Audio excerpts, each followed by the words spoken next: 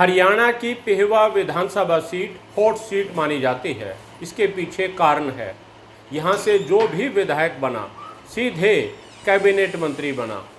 यही वजह है कि नेता लोग पेहवा पर नज़रें लगाए बैठे हैं। कुरुक्षेत्र लोकसभा में आने वाली पेहवा विधानसभा का ये इतिहास रहा है कि यहाँ पर सिख समाज का कब्ज़ा रहा है। करीब 5 सिख नेता यहाँ से विधायक बनते रहे हैं और इसके साथ साथ पेहवा सीट के साथ एक और इतिहास जुड़ा है। इस सीट पर एक से अधिक बार कांग्रेस पार्टी और इनेलो का कब्ज़ा रहा है। ये भी खास बात है कि पेहवा में कांग्रेस और इनेलो का दबदबा रहा है अभी तक। लेकिन एक खास बात और है पेहवा विधानसभा के साथ, जो बहुत कम लोग जानते हैं, उनके पास कम जानकारी होगी। पेहवा विधानसभा से पहली बार जनसंघ जीता था, यानी 1967 में जब पेहवा विधानसभा अस्तित्व में आई थी, उस वक्त पहली बार जो विधायक बने थे वो जनसंघ की टिकट पर चुनाव लड़े थे और पेहवा के गुमथला गढ़ू निवासी चमन लाल सराफा यहाँ से चुनाव जीते थे, जो बाद में भारतीय जनता पार्टी बनी है जनसंघ। पहले जनसंघ हुआ करती थी, उसकी टिकट पर वो यहाँ से चुनाव लड़े थे 1967 में। अब जो ये माना जा रहा है कि 2019 में यहाँ से बीजेपी के सरदार संदीप सिंह पहली बार भाजपा की टिकट पर पेहवा से विधायक बने हैं। लेकिन ये बहुत कम लोग जानते हैं कि आरएसएस यानी जनसंघ के टिकट पर यहाँ से चमन लाल सराफा पहले विधायक बन चुके हैं। और चमन लाल सराफा कौन थे ये भी आप जान लीजिए। आरएसएस के जो प्रचारक हैं, महासचिव हैं इंद्रेश, उनके पिता चमन लाल सराफा यहाँ से पहले विधायक बने जनसंघ के टिकट पर। इसके साथ साथ पेहवा विधानसभा के साथ खास और चीज़ जो जुड़ी है, ये ग्रामीण सीट है। करीब 78% जो ग्रामीण वोटर हैं और 22% ये शहरी वोटर हैं, तो ग्रामीण सीट इसको माना जाता है।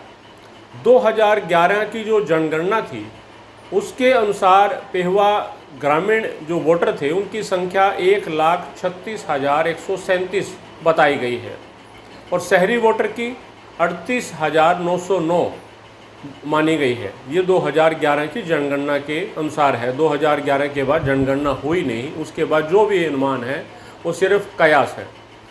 पेहवा सिख बहुल्य विधानसभा मानी जाती है, लेकिन एससी वोटर भी यहाँ पर कम नहीं है, 23% है। सिखों के साथ साथ इस सीट पर जाट, जट सिख, लबाणा, ब्राह्मण, पंजाबी, रोड, बनिया समाज भी निर्णायक रहता है। ये खास है इस सीट के साथ साथ। पेहवा विधानसभा में अभी तक जो विधायक बनते रहे हैं उनके सफ़र पर एक बार नज़र डालें तो 1967 में जनसंघ के टिकट पर चुनाव जीते चमनलाल सराफा, पहली बार यहाँ से जनसंघ के टिकट पर कोई चुनाव लड़ा और 1967 में ही ये सीट अस्तित्व में आई थी। 1972 में सरदार प्यारा सिंह यहाँ से विधायक बने, वो मंत्री बने हरियाणा कैबिनेट में। 1977 में सरदार तारा सिंह बने, वो भी मंत्री रहे, हरियाणा विधानसभा के स्पीकर रहे, फिर बाद में सांसद भी बने कुरुक्षेत्र के। 1982 में फिर सरदार प्यारा सिंह बने, वो भी मंत्री रहे और 1987 में यहाँ से बलबीर सैनी विधायक बने, वो भी मंत्री रहे हरियाणा सरकार में। 91 में, 96 में और 2000 में जसविंदर संधू इनेलो की टिकट पर यहाँ से विधायक बनते रहे और हरियाणा सरकार में मंत्री रहे। 2005 में हरमिंदर सिंह चड्ढा कांग्रेस के टिकट पर यहाँ से विधायक बने, वो भी हरियाणा सरकार में मंत्री रहे, स्पीकर रहे। 2010 में भी वो यहाँ से चुनाव जीते।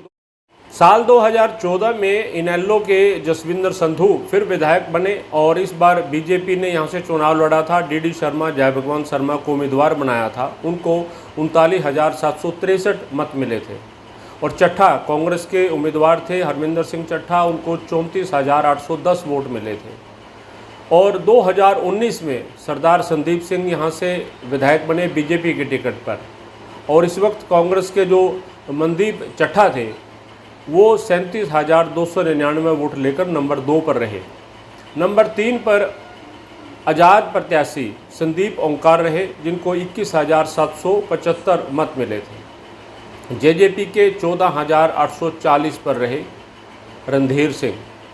तो ये अभी तक का जो यहाँ का विधायकों का सफ़र रहा। इसके साथ साथ अब 2024 में जो नज़रें लगाए बैठे हैं लोग, भारतीय जनता पार्टी के कई नेता हैं जो नज़रें लगाए बैठे हैं, क्योंकि ये माना जा रहा है कि पूर्व खेल मंत्री संदीप सिंह को यहाँ से टिकट मिलना मुश्किल है, जिस तरह का प्रकरण जो विवादित उनके साथ जुड़ा हुआ है। उनके बाद भारतीय जनता पार्टी के भारत भूषण भारती और जय भगवान शर्मा डीडी, जो पहले यहाँ से चुनाव लड़ चुके हैं, वो भी अपनी दावेदारी ठोक रहे हैं। हरपाल सिंह चीका वो भी यहाँ से टिकट चाहते हैं।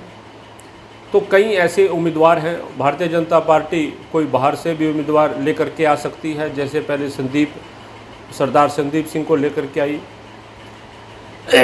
इसके साथ साथ कांग्रेस पार्टी यहाँ से चुनाव लड़ेगी तो हुड्डा गुट से चट्ठा परिवार को टिकट मिलना लगभग तय है।